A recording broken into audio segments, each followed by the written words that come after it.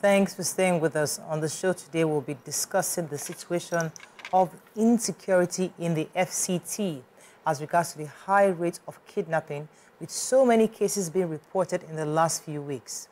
The prominent of which is the group of sisters abducted in Buhari Area Council of Abuja, with one of the sisters who have reportedly died in captivity. Nigerians on social media have started the fundraising campaign for the ransom to seek the release for the remaining 5 sisters, and this action has been met with mixed reactions. Now, as I took it in a paper review earlier, the former Minister of Information, Issa Pantami, said his friend has offered to pay the 50 million naira ransom, and they're hoping that the girls will be released. But aside from this, quite a few terror has been happening in Abuja. So from another report in the Vanguard, it says that about 4 out of 10 persons kidnapped in Kubwa, Dutse area of the territory have been found killed and dumped at Ida near Ushafa in Buhari Area Council. Among the bodies was that of a secondary school student and the daughter of an Ekiti State-born Chief Legal Officer of the National University Commission, NUC, Folorunso Ariyo, and a 400-level student of the Ahmadu Bello University, Zaria Nabeeha Kadriya.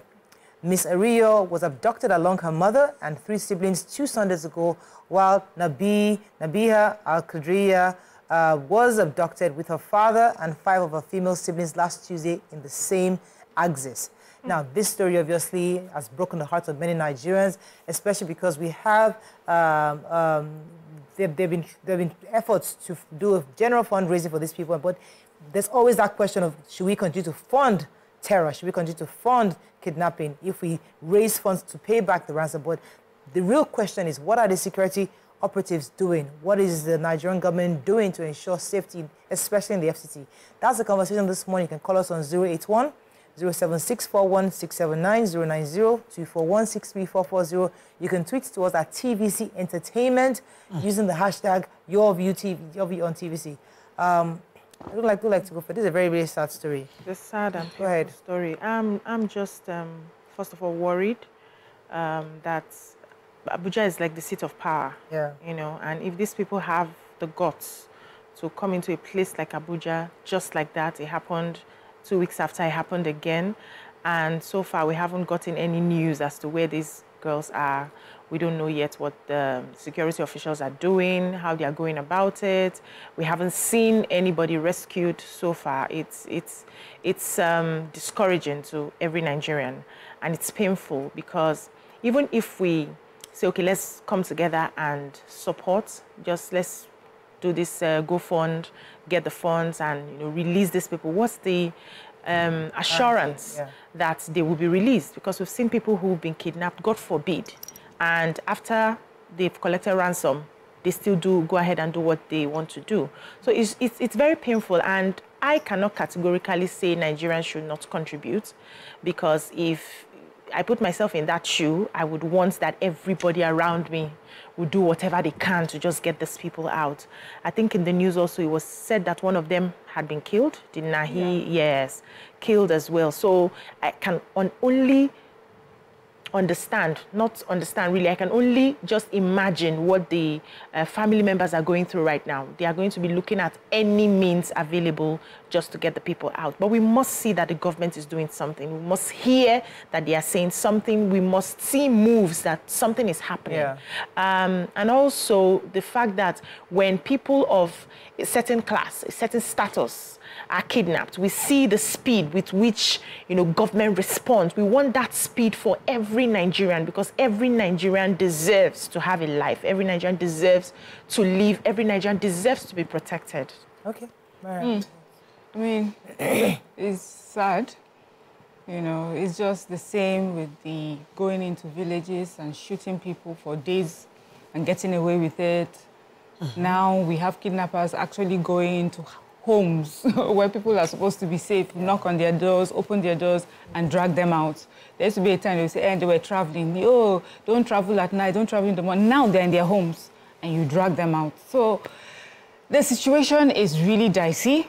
on the part of government, you hear them having these meetings and all these strategies, and on the and in the paper sometimes you see their bi-weekly reports, you know, so showing where there have been successes. You know, they will tell us how they've rescued some people from kidnappers, so we see that. But then we have this, and it's happening nearly every day. It just shows that we need to change strategy in the way that we're handling this situation. Some people are already asking that the security chiefs, if they're not going to be, if they're not certain of how to go about this, maybe we should get new ones. You know, Nigerian, we are desperate at this point, Mariah. Honestly, Mariah, I don't have anything to say because there's nothing new to say. Okay. Yeah. It's still the same thing. We're here today. Someone has been kidnapped. Sadly, someone is killed. People are asked to pay millions and millions of naira, monies that they do not have. So this particular family, because it's making the rounds. Now, it's making the rounds not because it's the only one that's happened. There are others, but it's not making the headlines like this one. 6 daughters, or 5 daughters and their cousin, they were abducted with their father. They were asked to pay 60 million, 10 million per head. They were unable to do that. And then the kidnappers, to prove a point, killed one of the daughters. And now the family, you know, everyone is running helter-skelter trying to raise money. There is a part of this story, too, that has been brewing, especially in the north, which is the family, before the girl was killed, had gone out for like a public fundraising and is asking, you know, was asking blogs to post their stories. Now blogs are saying, and now when the girl was killed, it's now a story of blaming the blogs for not putting out the story. Blogs are saying they've been warned not to put up stories that has to do with raising ransom. You know, it's a security issue, don't do that. But, you know, the part of Nigeria is saying, if it were your family member, would you adhere to that? Now, in addition to that, we have Pantami, that's the former minister. You know, he's saying that a friend of his has agreed anonymously to raise the 50 million that is left, you know. But then we have NIN. He is the minister that was in charge of that. They pushed for that. And the reason we remember all the details we're asking was so that for periods like this, you're able to trace calls. Because they're making calls. He, in his response on his X page, is saying that it's not that this policy is not working. It's just that implementation. He says that there are 3 instances where it was used and they saw that the victims were rescued, but that we're not using it. Why are we not using it? I thought that we're at this point because we have tried everything else. To hear that we're at this point because we are not using some resources. Okay. Let me hear from Nima. Your thoughts on this. Your thoughts. It's a very, very painful development. Very painful, very disheartening one. I saw the janaza for Nabeeha and I felt pained on behalf of our family and friends. Worst case is just what Miriam said. All I kept saying, because sadly, we had to follow this story online. The PPRO of the police had come out to say they had told the father, he was replying a tweet, what's they call the X now, a message on X, saying, we have helped tell the father we are doing everything possible. And I'm wondering, which kind of work is the job you now doing online now? Should you be, must it be a reply? Is it a PR issue now? Or is it about the image of the police or the rescuing of the girls? You know, why are you bringing this here? You should be talking to the father. If you have any reason, you should be giving him that reassurance and telling him, not responding in this nature, in this manner to that tweet. And then only for me to see the former minister for communications and digital economy come on to tweet again that somebody had donated the money in question. And I'm like, the people we are running from our own Twitter. Mm-hmm. If you have the money, send it. Why are we everybody just tweet? Why waiting to happen? You know, these are lives we're talking about. These are human lives we're talking about. And the way we act as if everything is about what people see of us at the time is very painful. So what would have been beautiful is that that friend had donated and the young lady had been released. What was even more beautiful would have been better is that the police were on top of it, and really on top of it. The kidnappers were arrested, and we see that. And Muyiwa doesn't have to tweet about what they are doing something, but we then come out and say, our Nigerian police, we give you hats off for you, triple twale for only your meji and all of that. We would shout it. You don't have to come and tweet it. We're talking about human lives, and the poor girl, young in her prime, they said she was so happy to graduate at 20. She was buried at 21. Young in her prime. And the family who have been looking up, raising this child from birth, looking up to, her future, will have to mourn her. These are two sensitive things for us to be joking around. Now, Abuja is an area of emergency, security emergency. What do they call it? One man group, what do they call this? One chance. Robbery, one chance. One chance robbery and killing last year of a lady went popular, was Abuja. The kidnappings in Abuja is everywhere. It happens in Lagos, because I had a client who was picked up on the Alimosho area of town, but he was released. But Abuja is so sensitive, it's worse. It's happening continuously. A young lady in the Buhari, I think Nabeeha there in the Buhari area. Yes, Buhari. Another young lady was, kidnapped recently, also murdered. These things are happening too. Yes. So this is happening too often for us for the Nigerian police, whose headquarters is in Abuja, to allow it to continue. Exactly. We heard that the family was called on phone to come and pick up a gift for failing to meet up the ransom amount, and they came to pick up the body. So they don't tell us there's no technology to find, track and arrest or do something technically wise on the part of the police. Just do what you need to do. They say there is, but we don't use it. Can you imagine? Police will tell you that they've used some of these resources to rescue some. Police will tell you that they've had some success stories. They will tell you that, but in this situation, we'll have to find out from the police exactly what happened. Let's go on a short break. Going back, we'll try to see if we can bring in the FCT commander to give us an update. Stay with us. We'll be right back. Thanks for staying with us. All right, so while we're still waiting, hopefully at some point, the FCT Commissioner for Police, Haruna Garba, at some point we're waiting for him to say something on these kidnappings, because we're yet to hear from him, and I'm hoping that at some point during this week, there can be an official statement from him, especially because of the rampant kidnappings. But however, others have criticized, even Wiki says that we're yet to hear from him either, that he seems to be focused more on politics, that he's not, when it comes to other issues of maybe taking over land or taking the COO issues, properties, he's very loud. More about River State issues. Yeah, or River State issues, he's very vocal. But these are the real issues going on within the communities in the FCT, and it's important for us to hear from the minister himself. Yes. I agree. I also wanted to quickly add that because I was on the issue of tweeting about facts and money, the Mr. Pantami's tweet might cause another issue. Initially, the families were asked to raise a certain amount of money, which was increased when Nabeeha was killed. Yes. Now you have tweeted that there's a person offering to pay. Oh, you shouldn't have. As an ex-minister, you should even have, some of this background knowledge. I thought it was not, but there was just so much happening on the Twitter space, which seemed like no one was doing anything.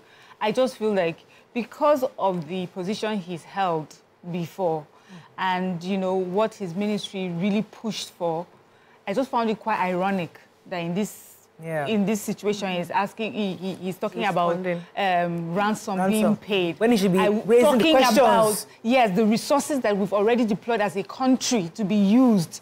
Well, he mentioned that it's being used in 3 cases that he's aware of, and successes were recorded at that time, but we're not using it. How is it that this is something that can be part of our security arsenal and we're not using it to save Nigerians? What are we keeping it for? Exactly. Now, when we talk about this kidnapping, I know many times we just, we come down heavily on our military and our police. But on the other side is that we have very wicked people who have become bandits and kidnappers and have made this a job. We need to also call them out. They come from somewhere. They are somebody's sons and children and neighbors. Yes. You see people spending some money anyhow, and you know that there's no way it makes sense. There are some of you that are dealing with them. You are providing them food and medicine. And then when they kidnap, how do you feel? They're all part of our community. We're all in this together. When they say we are complicit, this is what it means. How are people... They are not even showing their faces on Twitter and TikTok. That's how bold they are. Or is it naive or foolish? You know, the thing is that something has to be done concretely. Enough of the talk. It has to be done in such a way that even kidnappers, they will have to strategize and strategize before they can get into a space. Now we're talking about FCT in particular. You expect that particular... It's supposed to be such a stronghold that you'll be afraid to get in there. And that when kidnappers or bandits get into that territory, to go out or come in, you're able to... You should be able to tell. We're so far behind. Yeah. These criminals are getting away with too much, and we're so far behind. We really need to step up. So we need to put some facts on ground. We do not have enough manpower to handle Nigeria. The security issues in Nigeria, we do not have that. And people have been clamoring that we have community policing. We must begin to look into community policing. Every day we sit here and we read out how Amotekun has been working and helping to curb some things. And in some areas, we have seen the impact. What are we waiting for in other areas? What conversations do we have when the security chiefs sit down to talk about the security architecture of the country, looking at what is happening right now? We must insist that we have community policing. We have the neighborhood watch. Some of these people, as a result of having nothing to do, join the bandwagon. But if they are gainfully deployed, people are looking after one another in the community who gets to the end of this, you know, as a matter of fact. So we must begin to ask, what do we do about community policing? How do we increase the manpower of our security officials? I've been to Abuja. Abuja is big. The northern states are really, really big. How many police officers will you institute in those empty lands? You have to drive a long distance to get to a village. Those are some of the real problems that our security officials are facing. And the government will be seen to be doing something about it. Let me take a call from Ayodele. He's calling from Surulere. Thanks for calling, Ayodele.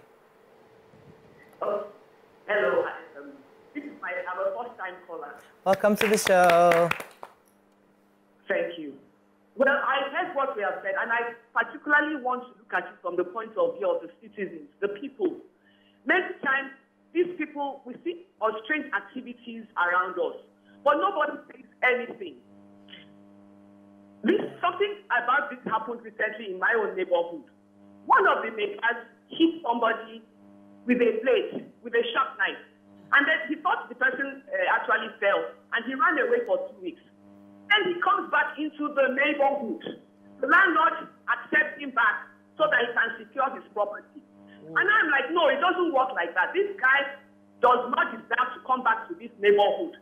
He should still, we're still on it. The guy is still the big guy. And this is part of the problem. Yeah. Thank God for our security agencies and about the people. When we see questionable behavior or questionable people around us, we should do something about it. Say something. What's happening here? Why do we have this? I believe it should be 50-50. Government and the people. This area in Abuja, I'm sure those bandits are living inside those estates. So, and it's people sending them. So these are things that we must look at. So it's really quite, one of the bizarre things about this is that it's been happening around the same area, that Dutse area, a territory, and it's been, they've had about 10 kidnappings in that area in recent times. So that in itself is something the police can zero in and investigate. Sure. Just like our last caller said, community also must be involved. You have to see what's going on around you. Gray areas of the markets, there's got to be people. I know we don't have enough manpower, but we have to hear from the police what they're doing to work more smart and also see how much of their resources are available, what kind of technological resources are available. I know, for example, in Lagos State, across the state, we don't have cameras, but there are some areas that we're having cameras on the expressways. Maybe we need to make sure that all the major highways have cameras. These are some of the things we need to deploy. It's difficult. But so I know that they said the FCT had met with, I think, like an Israeli group. They're trying to come up with something concerning security for the FCT. Yes, it's in the pipeline for the FCT area. Everything is in the pipeline while the kidnapping is going on. While the president is seated and there's kidnapping right behind. It's like Nkule, my Nkule. It's really disrespectful. There's something Miriam mentioned now about, these people having their faces online. And I wonder, there used to be investigation of means. So maybe I just come online now, come and say, I just bought a Maybach. A yacht. I just bought a yacht. I just arrived. You know, the business of intelligence is to follow the money. Yeah. And say, this person, from where I was born in Ojo-Elegba to how, somebody should be following me around to say, at what point did this money fall on top of me, or I fall into it, or I stole it. Somebody should be tracing those people and following them unannounced, not until we have somebody dead. Yeah, absolutely. You know, these people come online, they put their faces, they joke, people follow them, continue to popularize this ill of money anyhow. Nigerian police will not investigate it until they are asking for ransom. I don't understand. Let me take this call from engineer. Good morning. Thanks for calling, sir. Engineer Agbola, you're live. Good morning, man. Morning, sir. I'm a first caller on this show. Welcome to the show. Because what is happening in Nigeria now has become known. Because people in my area in Kwara State, they have been kidnapping and kidnapping and kidnapping.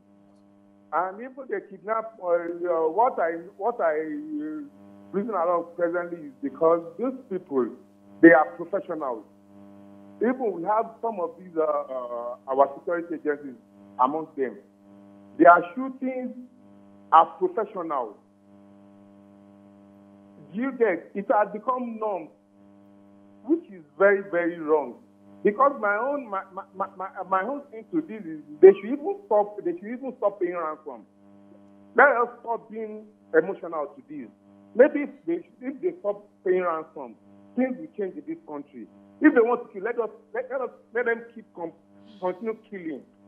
Because it's painful when they are even kidnapping your neighbors. Thank you, Engineer Agbola. It's a difficult conversation to have because on one second you're saying, oh, they should just kill and not, but when it's your family members, it totally touches different. It just shows you the desperation, really. Yeah. That you know, so Nigeria, the thought is, okay, if they now realize that when they kidnap and there's no ransom being paid, maybe they'll stop kidnapping. But we cannot use Nigerians as guinea pigs. So what we need to do as a country is find different ways to lure them. You know, mark notes. You know, I'm not a security personnel, and I hate to sit down here and behave as if I have the training. You know, but there's we have training in Hollywood. Hollywood has trained us. Exactly, Hollywood. You know, Hollywood has. You would say that. You know, there has to be we may not have enough physical, human manpower on ground, but how are we doing things smarter? How are we using technologies? How are we collaborating with countries who are doing better than us in this? At this time, how are we investing, you know, in technology to do better? When we have our NIN and BVN, why are we not deploying that? Why is the former minister saying that we are not deploying that in looking for kidnappers? How do we have to wrap up. Just quickly. How? Abi, just quickly. That's your train of thought. Don't forget. You're going to talk about how prosecuting. Yeah, how do we prosecute the people that are caught? Every country that we have today, that we admire their security, had to go through a process of being crude in treating their criminals, till their people got civilized enough to understand. We were starting from the up to the ground. Nobody does that. You don't grow from the top to the ground. You grow at the level and the consciousness of your people. We have not gotten. Yes. We should be ruthless. Yes, with criminals. With criminals, when you are caught as a kidnapper, there's no conversation. There's no court time. You don't have it. We're ruthless about it. And you see how, because the truth of the matter is, Nigerians love to live. They love their lives. You will see how people would face another line of business immediately. Nobody wants to lose their life. So I wanted to. But we're starting from civilization. Please continue. Even in Hollywood, there are still unsolved crimes. Plenty safe of kidnappings. But what we have is one of, you know, ransom payments. In this country, when the bank robberies happened in Badagry and Ikorodu then, they found those guys in Warri spending the money. Nigerian police calmly let them start the lavishness. And at the wedding, they picked up the guys. It's in this Nigeria here that happened. Yeah. So we know that it is possible here. When they are ready, they will deploy what minister said they cannot use and find the people. So we cannot continue to do this choice and choose when to be a Nigerian police should have a well-funded department. Yeah. And if it is the business of government to provide that fund, They should provide it already. Because the cost of making families raise monies for kidnappers is what is enriching and encouraging the kidnappers. Yes, helping now them a get Let me take this call. and it comes back. Joy has been holding for Makoka. Thanks for calling, Joy. You're live. Oh, I'm so sorry I kept you. Something that Mariam said earlier that I'd like to also rehash again is the fact that one of the reasons why we have this cashless society is so that we can trace the money, right? So that everything can be online. So if you're transferring 50 million, if this is our new guy, that this friend of Pantami is transferring 50 million, is it via the bank? If they're doing it via the bank, whose account are they transferring to? They don't collect transfer. And they trace. These people don't collect transfer. Well, no, but you can't take 50 million from the bank. You can't collect 50 million from cash. From money That's from why somewhere. payments are delayed. That's what I'm saying. Sometimes you can't collect 50 million naira cash anymore in this country. Some of the Kaduna kidnappers on the train, cash was an issue. They found the cash. It fell into the scarcity period. People were looking for cash at all costs because the kidnappers insisted on cash. We find cash. That 100 million were paid in cash. In cash, they find cash. Nigerians What I'm saying found is the that money. the reason why we're Money trying that to we push can for live on. cashless society is because of things like this of insecurity, so we can trace the money. Let me even help you. Yeah. So what she's saying, we can trace the money. So if there's less cash, when you hand over cash to a kidnapper, it's easier to trace because there's less money around. So if you mark that kind of money, it's easier to trace because that person has to now put it in a bank or somewhere so that he's able to transact. Even trade it. Oh, yes. So we have to. The cashless society. I mean, the cashless system will be great for that. But you know, it was happening at the time that we wanted to use it. There was a lot of like politics associated with it. But for security reasons, it will make good sense. So that was one of the point I was trying to make, Mariam, was the fact that in this case, we don't know if it was cash that Pantami's friend sent. If it was cash, okay. But in case it was transfer, I'm assuming as a citizen that if indeed we've been handling cashless for the past at least 1 year, Collect transfer. if that can't they trace the transfer? So that's why if it's transfer, that's why we have NIN and BVN. Because even for campaign, they couldn't find money to distribute. But if it is cash, which is more likely to be cash, that's why we're saying mark the notes. Should be marked. Put camera inside somewhere and then follow the number. I remember during campaign, it was difficult to have money. There was no money. So where does somebody just get? Where do you get 50 million naira cash from? That's in itself. This kidnapping is bigger than what you ladies are saying. There are collaborators sabotaging the citizens and community neighbors and Okada riders and informants on their fellow citizens in the community. There is a docility and inertia from our security agencies. They don't care. Imagine police taking arms from community members and the next day, bandits come to kidnap. We are on our own. God for us all. This is so sad. I'm going to go on a very short break. We're going to come back. We're trying to bring in a guest to give us some professional perspective to this before we bring it to our next segment. Stay with us. We'll be right back.